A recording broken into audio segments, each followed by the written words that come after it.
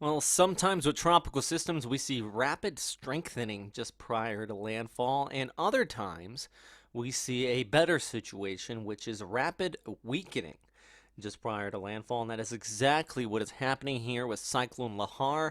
Just a quick video update on this storm system. You can see here that areas in red on the infrared imagery showing those higher cloud tops, that colder cloud tops, indicating stronger storm system here, completely falling apart. We look at some other imagery. You can see this just collapsing. Low-level circulation still there, but having this storm system make landfall as a very severe cyclonic storm is highly unlikely, and it does look like the Indian Meteorological Department has responded to that. We were talking about this earlier in the week when we were talking about the storm on Sunday and the Monday, and we're expecting a significant drier inflow to wrap around this, and also an increase in vertical wind shear by this time here on Wednesday evening. And it does look like that is exactly what is happening. Now, don't get me wrong, this is still going to pack a punch, especially right near that center of circulation on the northern periphery of it, right near the immediate coastline here. You're still going to be seeing destructive winds, also the risk of a storm surge up to about 1 to 2 meters high.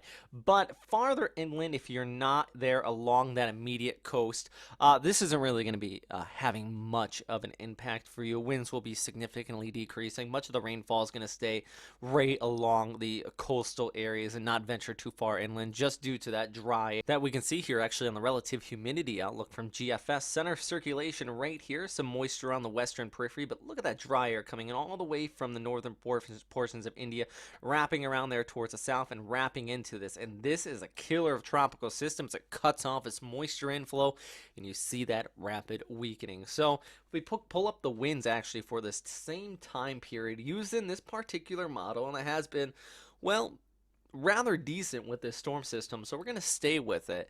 After it pushes on shore there near Ongole, it's going to be significantly weakening. You see these winds only about 15 to 20 knots farther inland. You're really going to be thinking really a cyclone just made landfall here recently. Right near the immediate coast, some gale force winds, tropical storm equivalent, but the biggest threat is going to be the rainfall once again near the coastline. And some damage to some lighter structures, but I don't expect anything significant and widespread from this one. Still want to keep your guard up with it. Always make logical decisions, of course. And one of the big things with storms like this are people let their guard down completely. And really, you end up getting injured just doing something that definitely is not very common sense related. So yeah, if you are out in open ocean though, especially fishermen, a lot of them have been called back, and that was a very smart decision. This is still kicking up some 8 meters high waves, so we discussed that on the website here. A full update on Cyclone Lehar just prior to landfall as it moves on shore here into Thursday morning. But you can see here on this visible / infrared imagery just falling apart, getting dispersed by that vertical wind shear and that drier inflow, which if you insert that drier inflow, that is like arsenic to these storm systems and causes some significant weakening. Also, check out the website we've been talking about all day about a cold surge that is starting to push down here towards the south, and temperatures will be, well, dramatically decreasing over the next 24 to 48 hours across much of Korea, Japan, much of China. Also, winds will be picking up out here. Some gale force winds likely